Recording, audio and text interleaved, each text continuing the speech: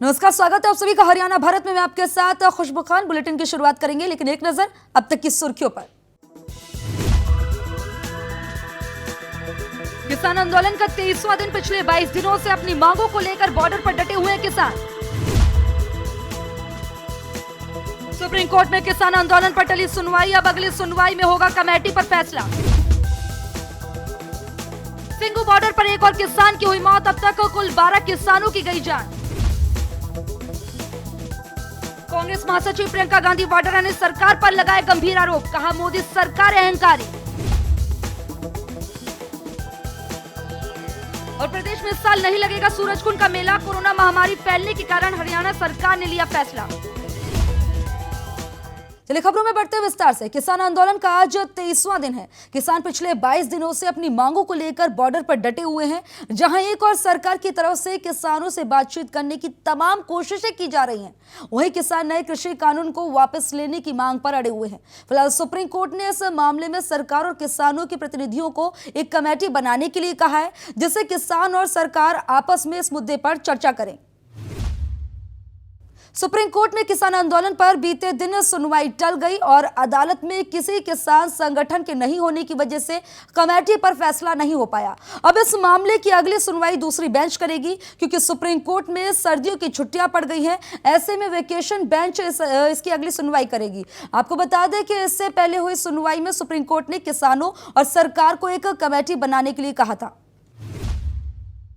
तो उत्तर भारत में ठंड बढ़ने के साथ ही किसान आंदोलन पर अब सियासत भी गरमाने लगी है। एक और किसानों के आंदोलन को 23 दिन हो गए हैं। इस बीच कांग्रेस की महासचिव प्रियंका गांधी वाड्रा ने मोदी सरकार पर एक बार फिर से निशाना साधते हुए ट्वीट किया है। प्रियंका ने लिखा है कि कोरोना काल के बीच में संसद चलाकर भाजपा सरकार ने अरबपति मित्रों के लिए बनाए गए कृषि कानूनों को पास कर दिया, लेकिन किसानों की मांग पर और किसान बिलों पर चर्चा के लिए ये सरकार संसद नहीं खोल रही। वहीं कृषि कानून के खिलाफ सिंघू बॉर्डर पर प्रदर्शन कर रहे एक और किसान की मौत हो गई।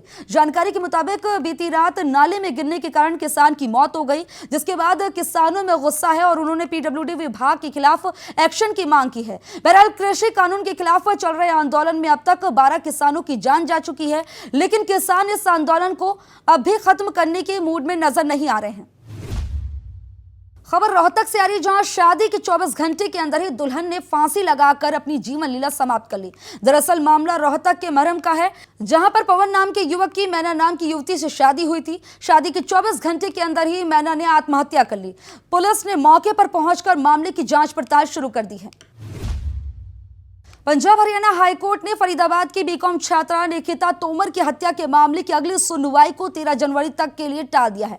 कोर्ट ने मामले के मुख्य आरोपियों तौसीफ और रेहान के वकील अनीस खान को राहत प्रदान की। दरअसल बीते दिनों कुछ लोगों ने सोशल मीडिया पर तौसीफ और रेहान के वकील के खिलाफ आपत्तिजनक टिप्पणी की थी और जान से मारने की धमकी तक दी थी, जिसके बाद कोर्ट ने यह फैसला लिया है।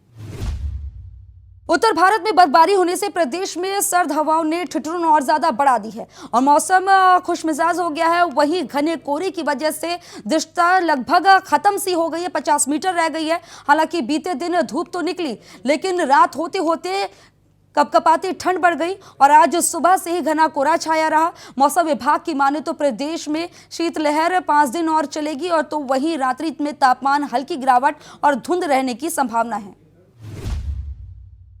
तो कुरुक्षेत्र के शाहबाद में दहेज उत्पीड़न का एक और मामला सामने आया, जिसमें महिला की शादी 2017 में हुई थी, लेकिन शादी के कुछ दिनों बाद ही उसका पति जमीन हड़पने की चाह में लगातार अपनी पत्नी के साथ मारपीट करता रहा। देखते देखते मारपीट इतनी ज्यादा बढ़ गई कि पीड़िता के पति मलकीत सिंह ने अपनी पत्नी के ऊपर धारदार हथियार से हमला करके हत्या करने की कोशिश की। हालांकि अब इस मामले में पुलिस ने आरोपी पति को गिरफ्तार कर लिया है और मामले की जांच पड़ताल शुरू कर दी है।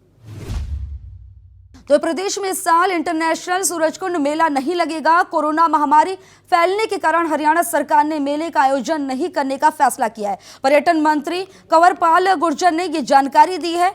हालांकि अप्रैल 2021 में प्रदेश में कोरोना के कारण समीक्षा बैठक की गई थी, उसके बाद ही ये फैसला लिया जाएगा, संभावनाएं दिखाई दे रही हैं। तो अप्रैल के बाद मेले के आयोजन पर सरकार विचार कर सकती है। बता दें कि पिछले 35 सालों से सूरजकुंड क्राफ्ट मेले का आयोजन फरवरी में ही किया जाता है। हरियाणा भारत में फिलहाल मेरे साथ इतना ही। देश प्रदेश की तमाम अहम खबरों के लिए देखते रहिए हरियाणा भारत।